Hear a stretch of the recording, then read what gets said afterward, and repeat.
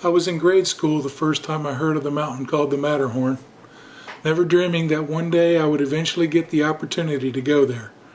My wife and I have some friends that recently moved to Switzerland, and they generously invited us to come and stay with them when we had the chance. This is the story of that grand adventure.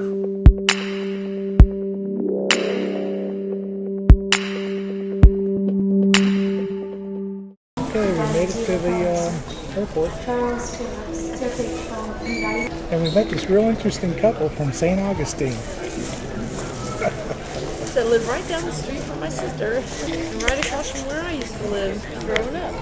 So more to come when we get on the plane. The day arrived for our trip to Switzerland. Deanna and I were nervous and thrilled to be finally on our way. We gave ourselves plenty of time for the airline circus.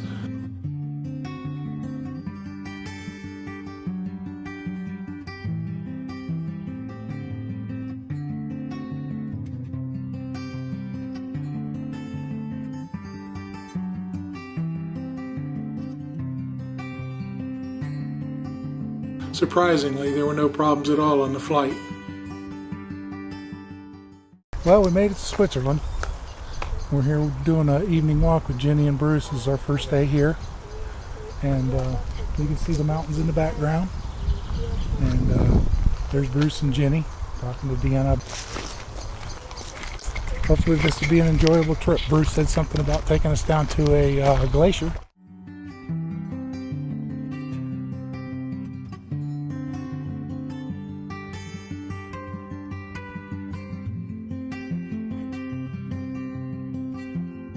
The countryside was gorgeous as we walked in the early evening air. We were both very tired from the trip and unquestionably slept soundly through the night.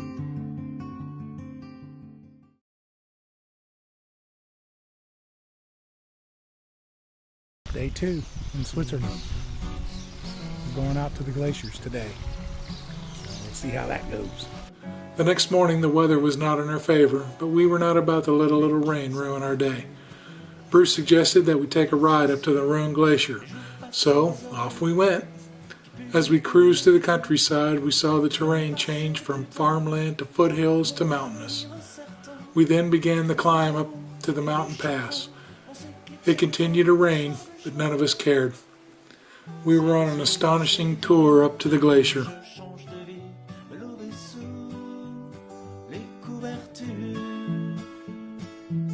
C'est décidé, c'est défini, demain je change de vie. Adieu l'ami, adieu l'amour.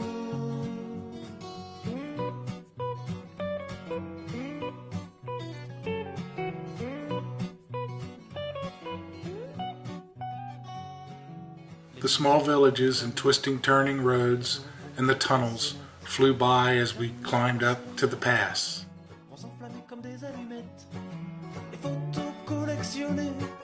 Depuis 2 douzaines d'étés, non je ne vais pas les enterrer, mais plutôt les poster sur eBay. There's actually a big dam up here we'll see too.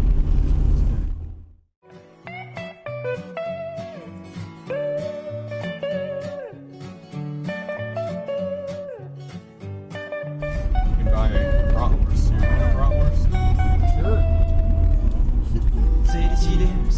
Near the top, we stopped for some snacks.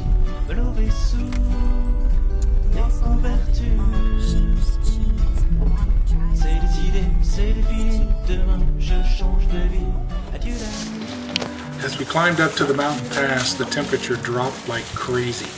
It was freezing cold once we got up to our stop.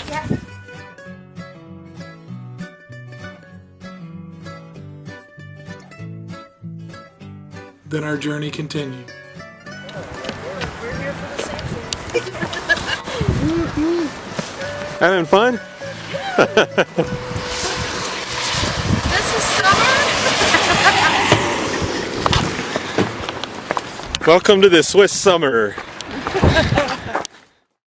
The weather in the mountains is very strange, for as soon as we reached the summit and crossed to the other side of the mountain, the weather suddenly changed to bright and sunny.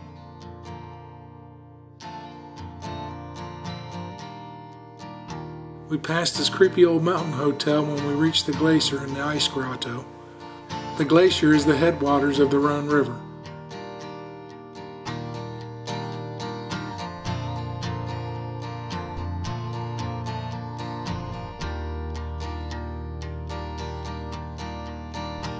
This illustration shows the future of the Rhone Glacier.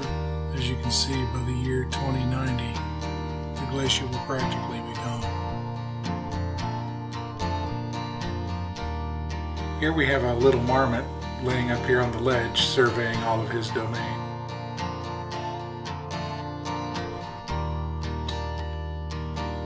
As we walked into the glacier, I could not get over how blue the walls of the ice were.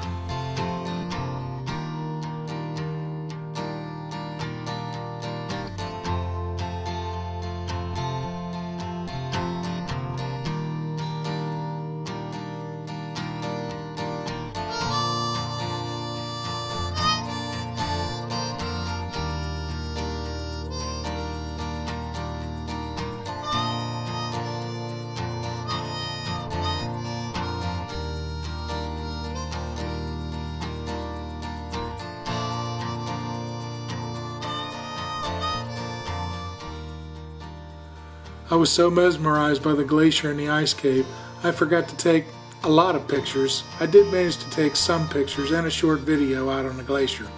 Rookie mistake, but I'll try to do better in the future.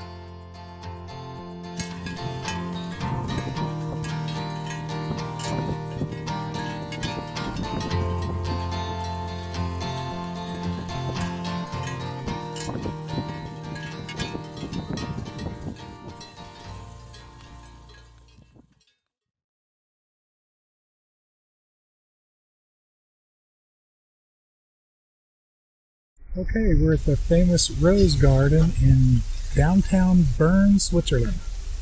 This is day 3 of our trip, and I'll try to give you some of the highlights as we walk around.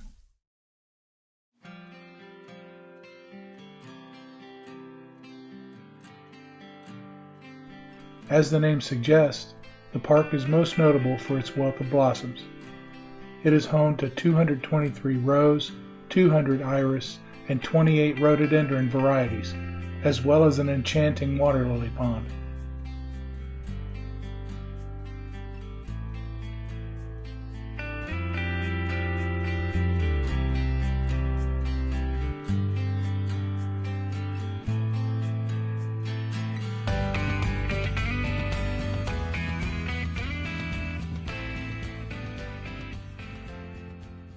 A pavilion and reading garden make the Rose Garden the ideal place to relax. The Rose Garden is one of Bern's most beautiful parks, offering an unrivaled view of the old town and the Aar Loop. When the weather is clear, the view extends far beyond the city.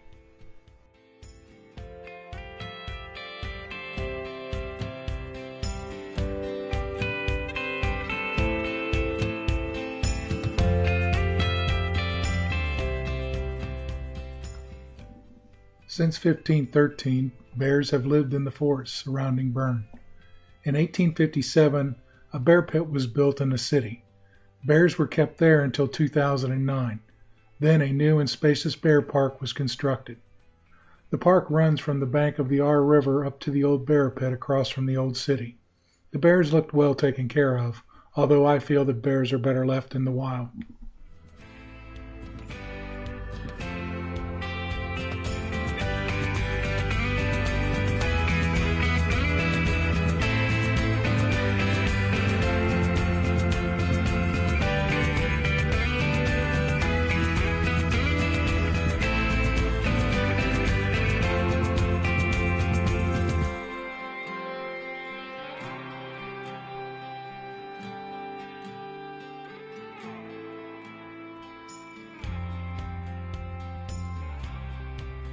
As we crossed the Aar River back into the city, our day was coming to an end, but we had a wonderful time in the city of Bern.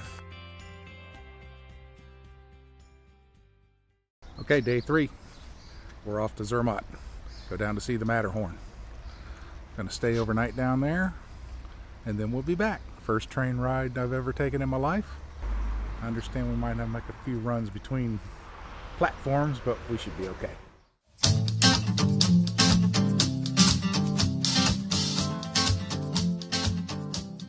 We made the first train. We'll see how it goes the rest of the day. Okay, we made it to the second transfer. We're on our way to this.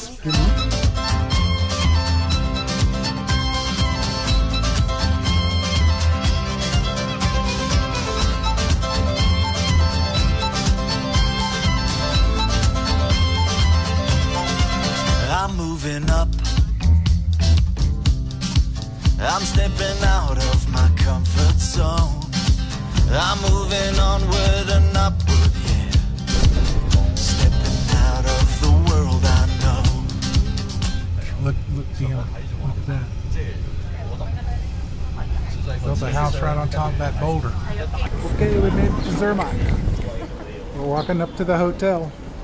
Just left the tourist center. And I'll give you a little shot of the main drag here, or one of them. I hear Santa Claus. It's a horse-drawn carriage.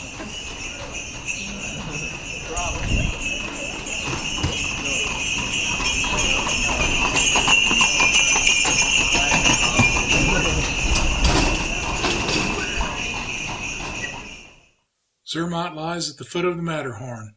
The town is closely linked to what is probably the world's most famous mountain. The village is a car-free zone and has preserved its original character. Okay, we made it to the room. We're officially checked in. We're at the Hotel Beau Rivage. And the Matterhorn's right out the back. So we'll be going to check that out later on today. Okay, we're at the train station, getting ready to take a train up to 3,100 meters to get some grand views of the Matterhorn. Known as Europe's highest open-air railway, we slowly ascended from the village, the 4,820 feet, to the summit of the Gornergrat. The ride took around 33 minutes, and we were transported over dramatic bridges, through galleries and tunnels, through forest, past rocky ravines and mountain lakes.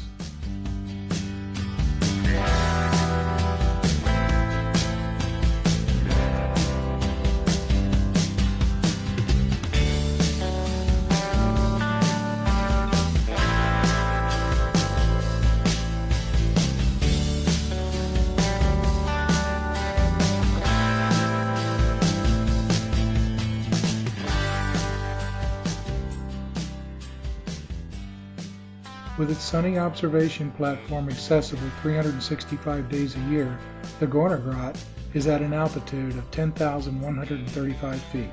The train to the summit was the world's first fully electric railway.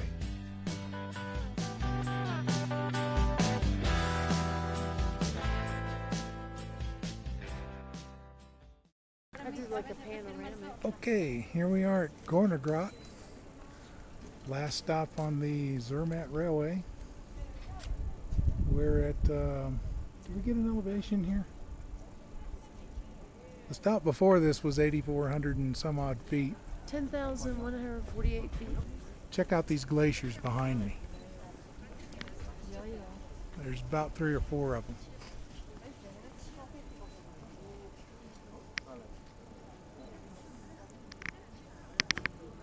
That mountain in the distance over there, that's the Matterhorn, hidden by the clouds.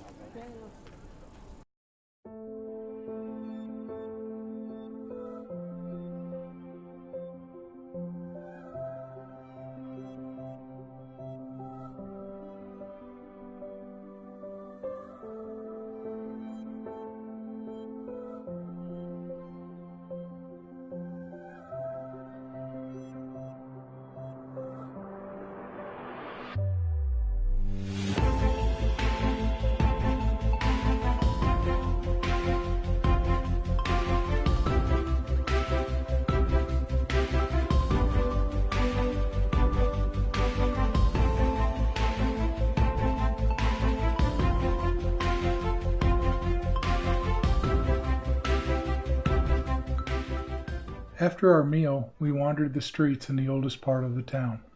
Most of the buildings were built in the 1500s. As we walked through the streets, I wondered what it would have been like to live in those medieval times.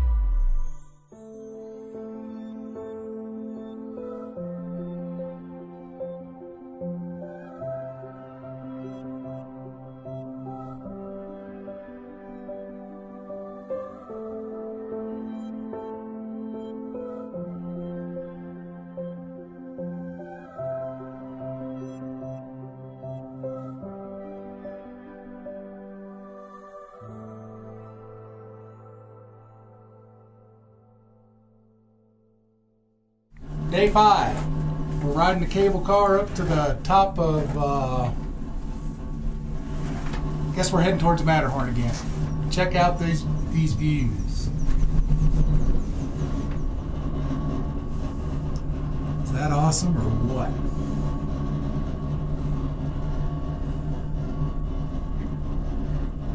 Say hi, Beebs. Hi, Beebs.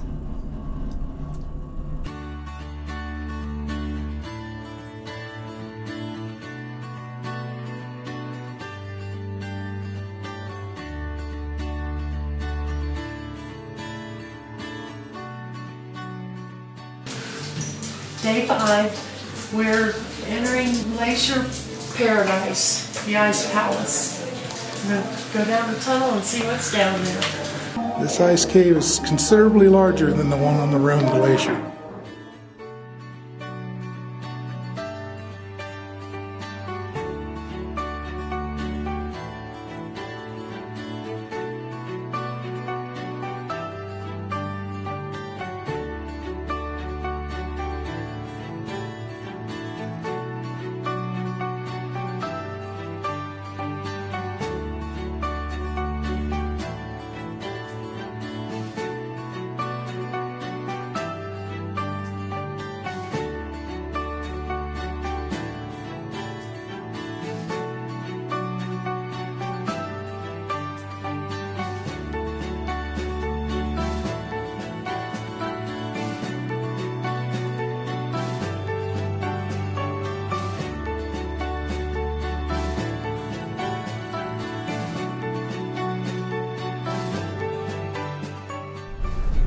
And we're on our way back down. There's your view. That's Zermatt down in the valley bottom down there.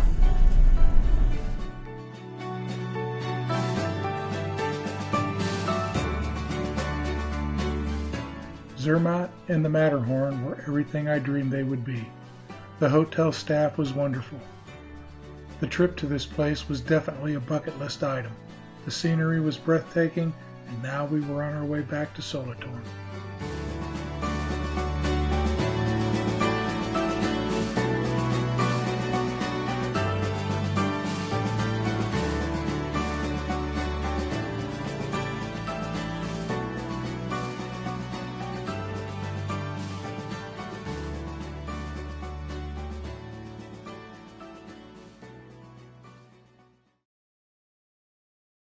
Day 6, we're back in Solothurn, and we're going to the Hermitage with Jenny.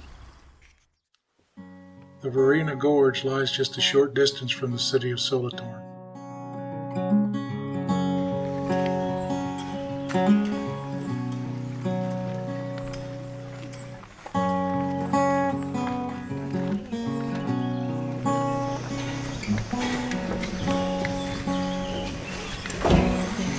Service at 11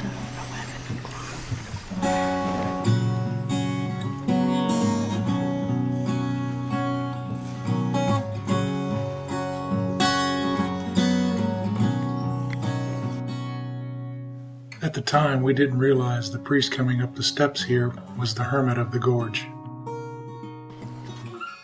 Jenny took us there to see the Varina Chapel and the St. Martin Chapel.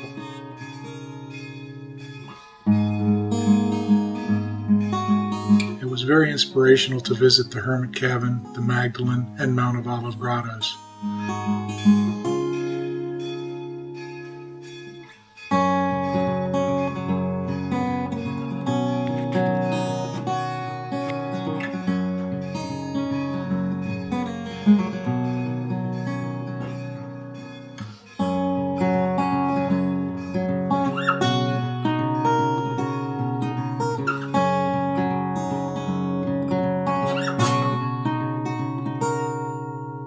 Was it started in 1555? And what's the 2000? Is that when they stopped using it and built the church? Or? Latin. We can't speak the language, so Jenny's going to interpret as best she can. Beautiful gardens here outside of this little house. Martin's Chapel, and this is the Hermit House or Hermitage. This is the Hermit House, Yeah. Hermitage. And then this is the Olberg and Magdalene Grotto. And it says that this is nationally protected The area. surrounding area. So what Jenny just told me is there's a nun here that lives in this house, and she's called the Hermit. And she gives tours of the surrounding forest. And she lights candles along the path at night. 1810 is when the Hermit started working here.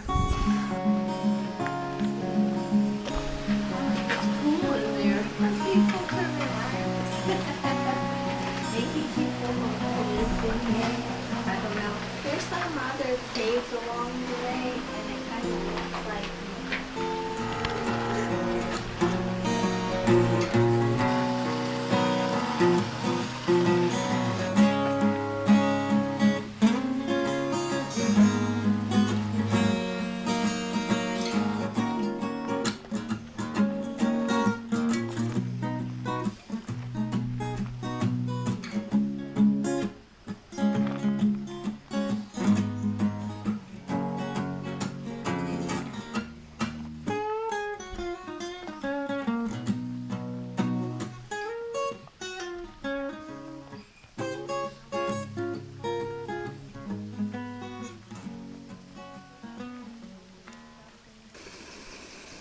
We felt like we were in a fairy tale as we strolled along the magical woodland path.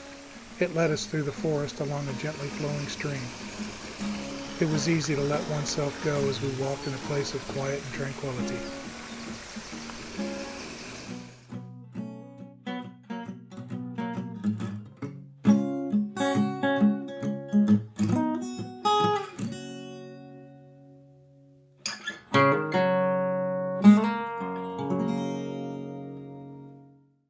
We're in the city of Solothurn, Switzerland. Jenny said Solothurn means single tower. The place has been around since the 1500s. That's one of the city gates that vehicle's driving through there. This city used to be completely walled in.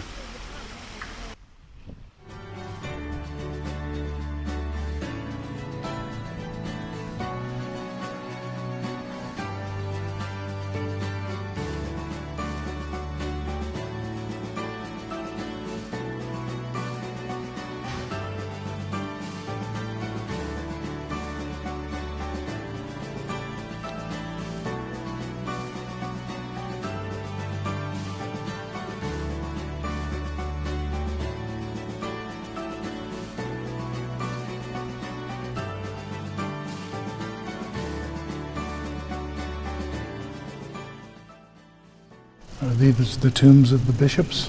I think so. Yeah, it says bishop.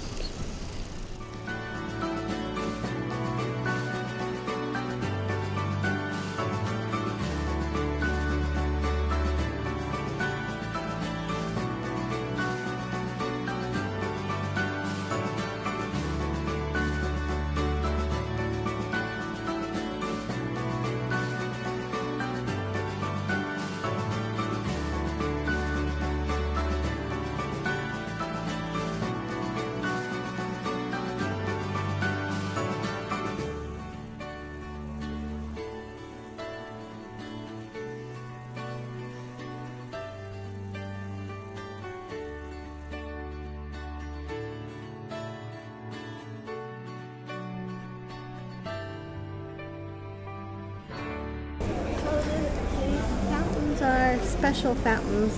Back in the medieval times, people they didn't have running water, so they would come here. Everyone would come here. They would use it to bathe in. They would get their drinking water here, and they would wash their clothes here. And so there are 11 fountains, and everything in Solothurn is revolved around the number 11. They have 11 lookout towers and 11 fountains, and they have a distillery, beer distiller, and the name of the beer that's made here is 11. 11. Ah, cool. And the reason why is because when they started to make the Confederation, like the United States, Solothurn was the 11th state. Yeah.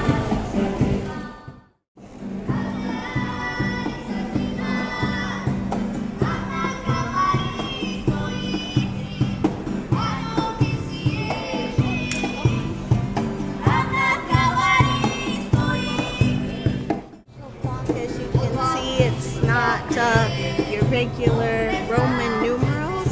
It's actually an astronomical clock, and it does somehow tell like the time because every hour you can hear it go off, and the little decoration at the top is special. One I think is supposed to be like Saint Ursa Victor, and then the other one of course looks like death.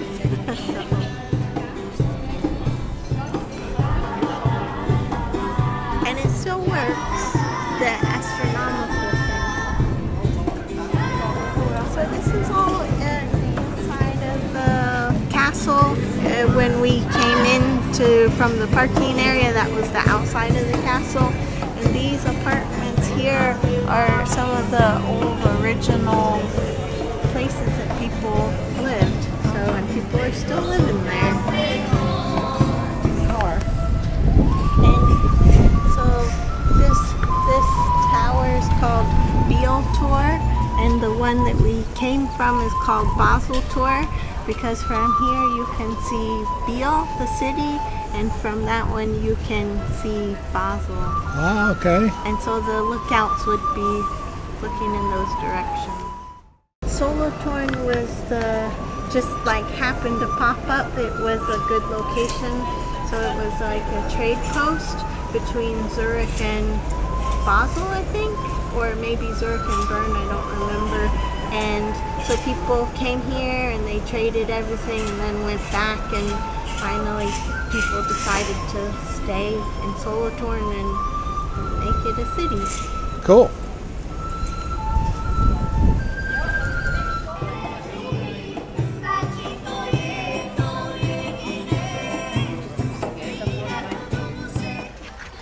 They have these convenient fountains all over the city, and they're free to drink out of.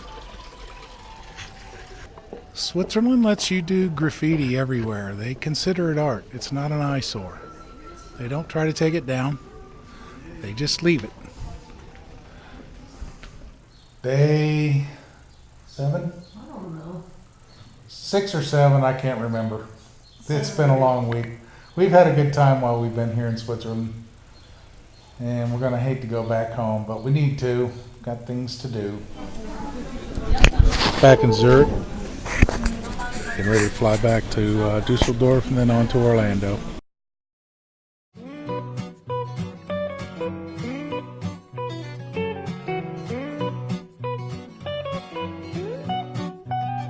Well, we made it back to Florida, safe and sound. Switzerland was awesome. The Matterhorn was awesome.